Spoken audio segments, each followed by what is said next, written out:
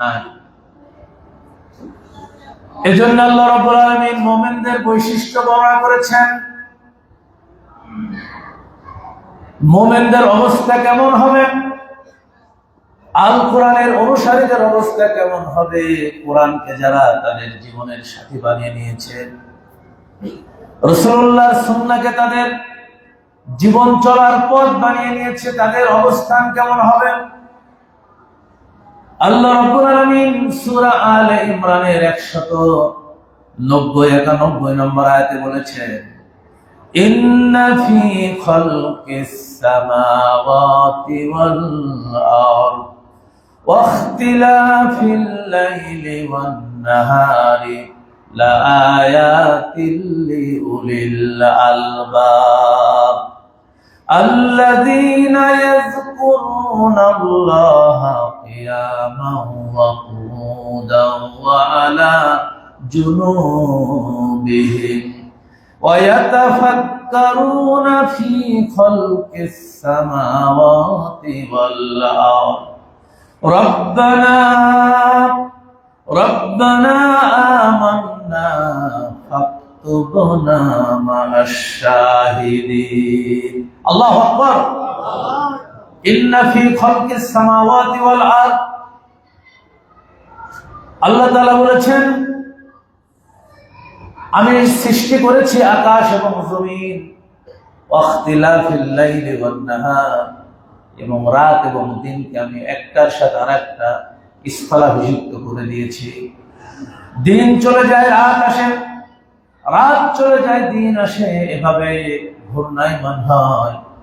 আল্লাহ রাব্বুল আলামিন বলছেন লা আয়াতিল লিউলিল আলবাব, এই রাত দিনের নিদর্শন, রাত এবং দিনের একটার সাথে আরেকটার যেই ঘূর্ণায়মান, একটার পর আরেকটা আসে, আল্লাহ রাব্বুল আলামিনের যে সৃষ্টি, আকাশ সৃষ্টি, জমিন সৃষ্টি, এই সৌরজগতের সৃষ্টি, আল্লাহ রাব্বুল আলামিন বলছেন এই সব কিছুর মধ্যে যারা বিবেক সম্পন্ন, যাদের হৃদয় আছে, যারা চিন্তাশীল, যারা আল্লাহর অস্তিত্ব নিয়ে চিন্তা করেন, আকাশ এবং জমিনকে নিয়ে যারা চিন্তা করে, আল্লাহর সৃষ্টিকে নিয়ে যারা চিন্তা করে, আল্লাহর কোরআন বললেন আল্লাহর এই সৃষ্টির মধ্যে তাদের জন্য রয়েছে শিক্ষা।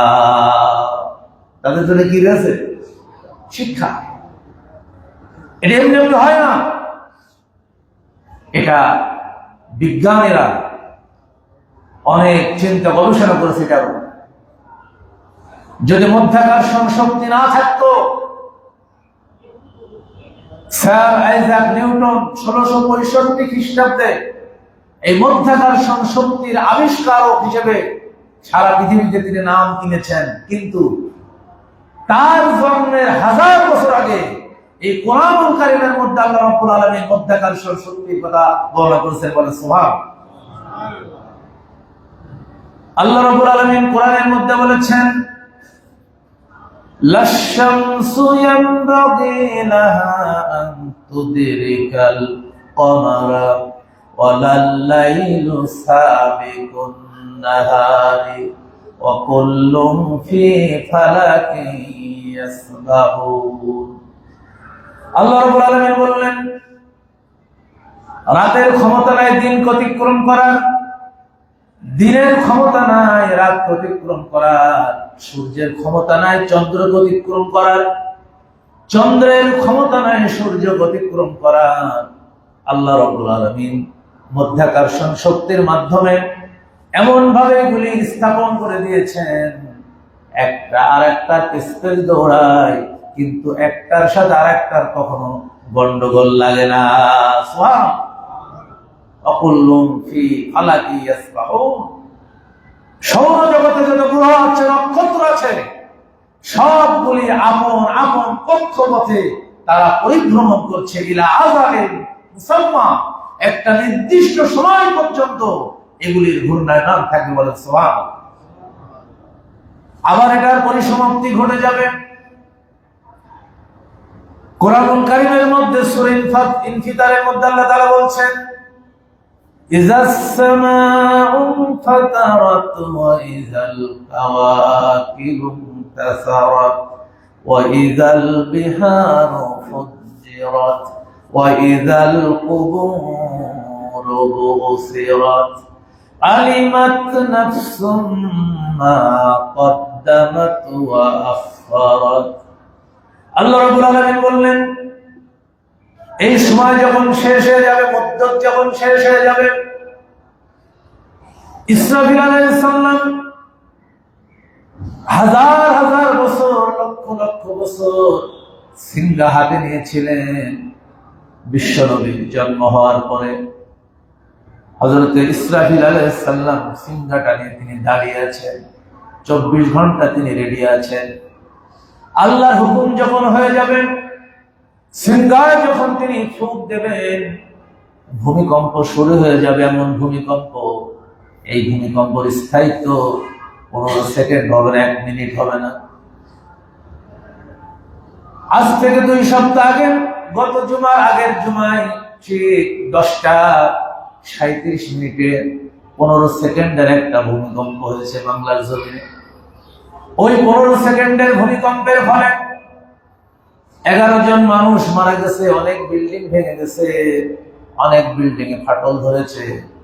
কিন্তু আল্লাহর যে ভূমিকম্প শুরু হয়ে যাবে, আল্লাহ তাআলার কোরআন বলছে ওই ভূমিকম্পের স্থায়িত্ব এত বেশি হবে, সমস্ত বিল্ডিং যতক্ষণ মাটির সাথে মিশে না যাবে, সমস্ত পাহাড়গুলি যতক্ষণ মাটির সাথে মিশে না যাবে, সমগ্র পৃথিবী যখন মাটির সাথে না মিশবে, ততক্ষণ পর্যন্ত এই ভূমিকম্প আর থামবে না। ইযা যুলজিলাতিল আরদু জিলজালাহা ওয়া আখরাজাতিল আরদু আসকালাহা ওয়া ক্বালাল ইনসানু মা লাহা। আল্লাহু আকবার। ইযা যুলজিলাতিল আরদু জিলজালাহা, একদিকে আসমান ভেঙে পড়বে, সূরা ইনফিতারের মধ্যে বলা হয়েছে সাগরগুলিতে আগুন ধরে দেওয়া হবে। অন্যদিকে পৃথিবী, এমন ভূমিকম্প শুরু হবে পৃথিবীতে যে ভূমিকম্প থামবে না। ইযা যুলজিলাতিল আরদু বললেই হতো, আল্লাহ রাব্বুল আলামিন এর সাথে আরেকটা শব্দ জুড়ে দিলেন, জিলজালাহা। অর্থাৎ এইটার স্থায়িত্ব কতক্ষণ হবে, এইটার মুদ্দত কতক্ষণ হবে, এটার কোনো পরিসীমা নাই। যতক্ষণ না পৃথিবী, আসমান, জমিন চূর্ণ বিচূর্ণ না হবে, ততক্ষণ পর্যন্ত এই ভূমিকম্প চলতে থাকবে।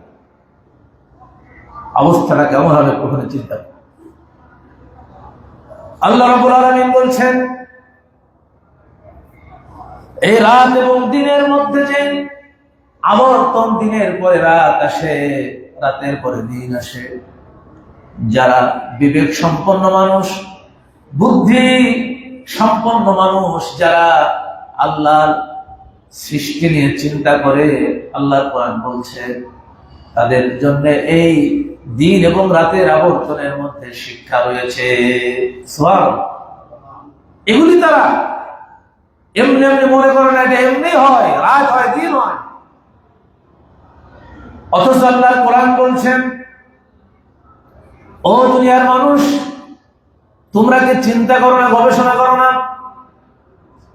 কুল আরাআইতুম ইন জালাল্লাহু আলাইকুমুল লাইলা সারমাদান ইলা ইয়াউমিল কিয়ামাতি মান ইলাহুন গায়রুল্লাহি ইয়াতিকুম বিদিয়াইন আফালা তাসমাউন।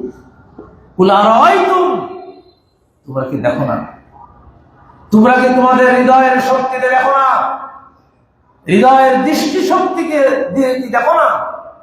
আল্লাহ তাআলা যদি এই দিনটাকে টেনে